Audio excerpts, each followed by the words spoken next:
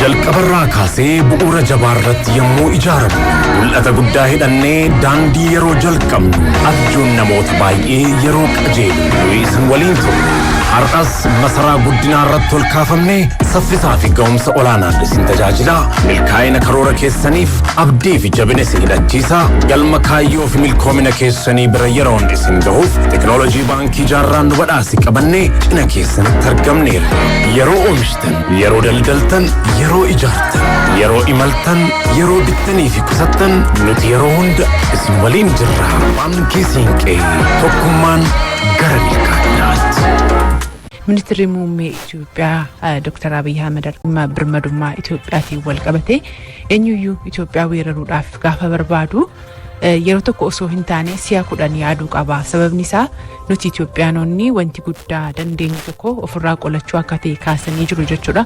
Keessumaa dhimma gaanfa Afrikaa irratti mudataa jiru wal qabatee sosochii biyya Soomaaliyaa keessatti Masriin gaanfa Afrikaa jeequudhaaf hojjechaa jirtu irratti gaa yeroo adda addaa ministeerri dhimma alaa ibsa baasuun isaanii yaadatama. Keessumaa Soomaaliyaa fi Masriin waliigaltee waraanaa gaggeessuun isaanii Itoophiyaadhaaf yaaddoo ta'uusaa Itoophiyaan yeroo hedduu kaasetti dhimma kanas xiyyeeffannoon akka laaltuu fi akkanumaan caljettee akka ilaalle gaa karaa ministeera dhimma alaatiin akkasumas immoo karaa raayyaa ittisa biyyaatiin gaa ibsaa turtee jirti. Dhimma siyaasa gaanfa Afrikaa irratti waan qindeeffannee qabna. Nageenyaa fi dippiloomaasii gaanfa Afrikaa tumsuu fi mariin barbaachisaa ta'u Inistituutii dhimma alaatti qorataa kan ta'anii obbo Shimallis Haayiluu dubbatanii jiru. Dhimma kana irratti jaldeessii Baqasaa waan qindeeffate qaba. Dhaggeeffannee walitti deebina.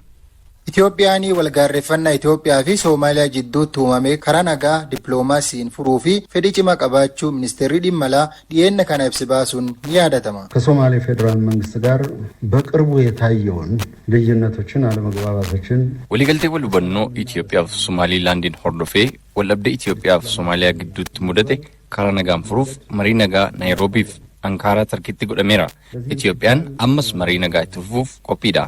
Soomaaliyaan garuu garaagarummaa jiru jabeessuu irratti xiyyeeffatteetti. Ibsa ministeerri dhimma alaa baase kana bu'uureffachuun yaada xiinxallii gabaabaa kan nuuf kennanii Inistituutii dhimma alaatti qorata kan ta'anii Obbo Shimallis Haayiluuti. Bu'uurri hariiroo alaa Itoophiyaa olla irratti xiyyeeffataa jedhan. Kana immoo qabatamaanii hojiitti kun Itoophiyaan biyya guddoo gaanfa Afrikaa taate mul'achuu kaasuun Obbo Shimallis nagaa fi tasgabbii gaanfa Afrikaa tumsuu keessatti hariiroo dippiloomaasii cimsuu irratti hojjetamuu qabaa jedhan bilbilaan yaadnuu laatanii.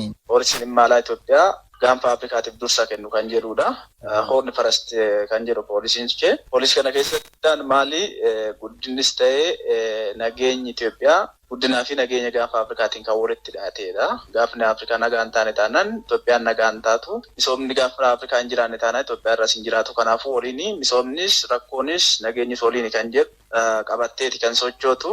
Kanuma giddu galeessa godhachuun akkuma beekamu yeroo garagaraatti waldhabdeen gaanfa Afrikaa kanarratti ka'u karaa nagaatiin akka furamu sosochiin Itoophiyaan akka biyyaatti gaggeessaa turteerti. Itoophiyaan durii dullukkoo irraa kaasee Soomaaliyaa qofaa don taane tasgabbii gaanfa Afrikaa fi dammaqinaan hojjechaa jiraachuu kaasan. Duudhaalee Itoophiyaan qabdu kamuu kan waloo tolfachuun irratti hojjanne taanani rakkoolee mudatan cufaa fi furmaata ta'uun badhaadhina barbaadamu bira gahuun ni danda'ama ibsanii jiru. Dhimma nageenya gaanfa Afrikaa keessatti dubbiin Soomaaliyaallee kanumaan madaalamaa akeekan. Nageenyi Somaaliyaa yeroo biroo Itoophiyaa irratti dhiibbaa qaba. Daangaa waliin qooddannaa, daangaa qofaa miti uummata amantaa waan baay'ee risoorsii waan baay'ee waliin qooddannaa. Kanaaf Itoophiyaan waggoota 33 darbaniif har'a qofa osoo hin taane naannoo Somaaliyaa akkuma beekamu sababa waliigaltee dhabuutiin biyyi sun diigamtee turte. Waan namni irra deebi'ee sirriitti beekuu qabu naannoo Somaaliyaan akka biyyaatti yeroo diigamtu humni addunyaa kanaa naannoo san seenee humni Gibsii naannoo san ture, Jibuutii naannoo san ga'ee ture, Eertiraa naannoo san ture, humni guddaan Ameerikaallee naannoo san ga'ee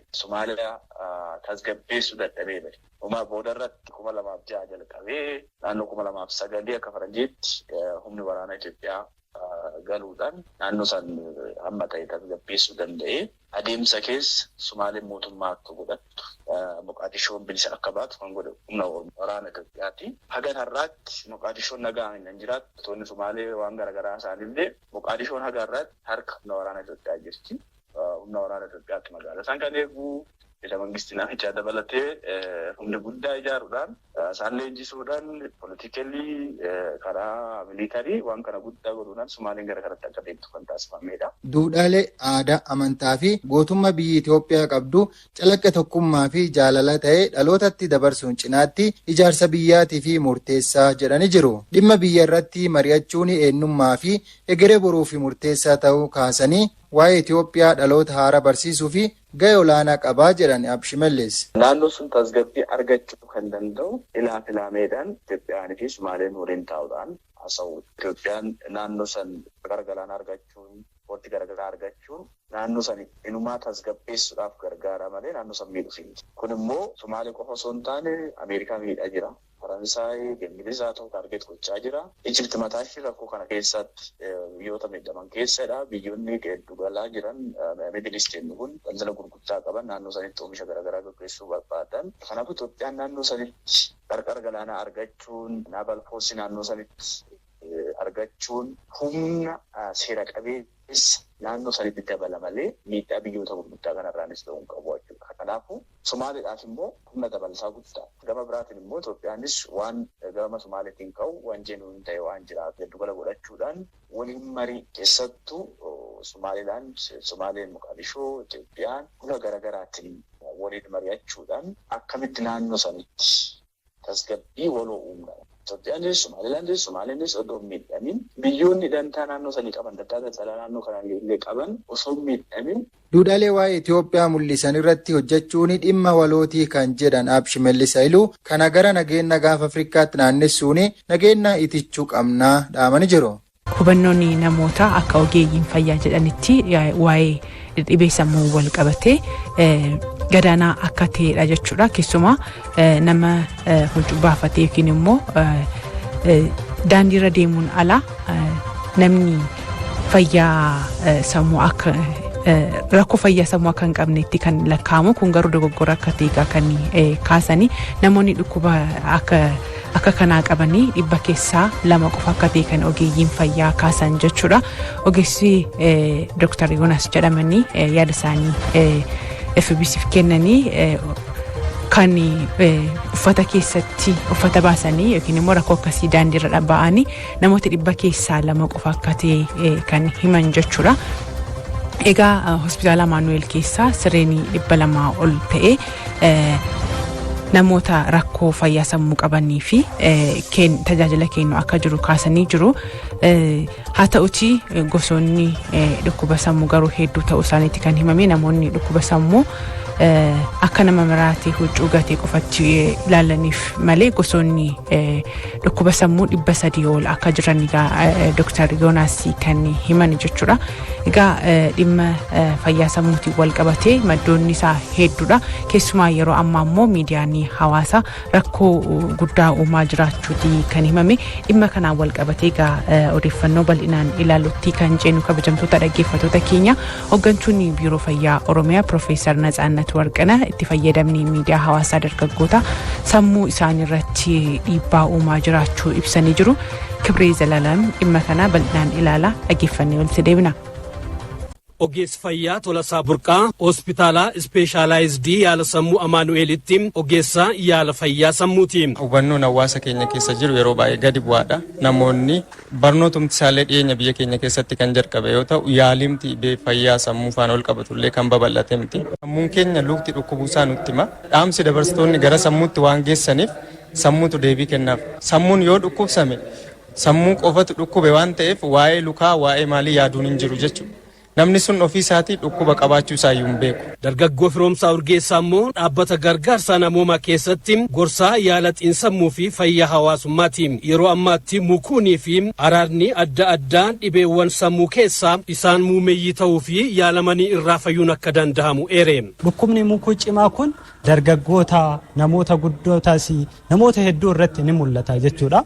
Fakkeenyaaf namni dhukkuba mukuu cimaa qabu kun mallattoolee akkamii agarsiisa jennee yoo ilaalle jennu abdii kutannaa ni mul'ata, jireenyaaf hiika dhabuu yookiin jiraachuuf fedha dhabuu akkasii ni mul'isa. Waan kana dura itti tolaa ture itti toluu ni dhiisa, namaan adda bayaa, mirri gadaantummaa itti dhagaamuu danda'a. Dhukkuba kanaaf yaalli ni jira, gargaarsi gahaan ni jira. Kitaaba fayyaa sammuu jedhu dubbisuun dhimmoota fayyaa daa'immanii maanguddootaa fi ga'eessotaa irratti odeeffannoo gahaa ta'e argachuun gara dhaabbilee fayyaa deemuun yaala argachuun akka danda'amus ibsa isaarraa hubanneerra. Hoggantuun biiroo fayyaa Oromiyaa Profeesar Natsaannet Warqinee keessumaa dargaggoonni miidiyaalee hawaasaatti haala hin malleen fayyadamuun sammuu isaanii miidhaa jiraachuu himanii. Sooshaal miidiyaa akka TikTok, Facebook jennu kun Instagram kan jedhan ijoollee keenya barsiisuudhaan ala miidhaa guddaa fidaa jiru.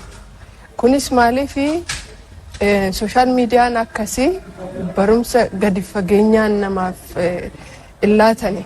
Waan gabaabaa nama gammachiisan yookiin nama gaddisiisan dabarsu.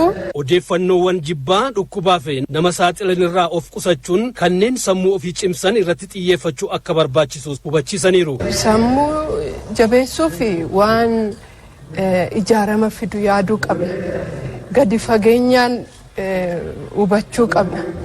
Beekumsa superficial ta'e irra kan ta'e nama cimsuu hin danda'u. Sosochii qaamaa gochuun nyaata madaalawaatti fayyadamuun hirribaa fi bishaan gahaa ta'e argachuu fi bakkeewwan qabeenya uumamaa naannawaa ofii jiranitti bashannanuun fayyaa sammuu eeguuf akka gargaaru kan ibsan Profeesar Natsaannet karooraan hojjechuun fayyaa sammuuf barbaachisaa ta'uu himaniiru. Karoora qabaachuu arra boriituuf maaliin hojjedhaa jedhanii karoorfatanii karoora sanaan deemuun tasgabbii namaaf laata.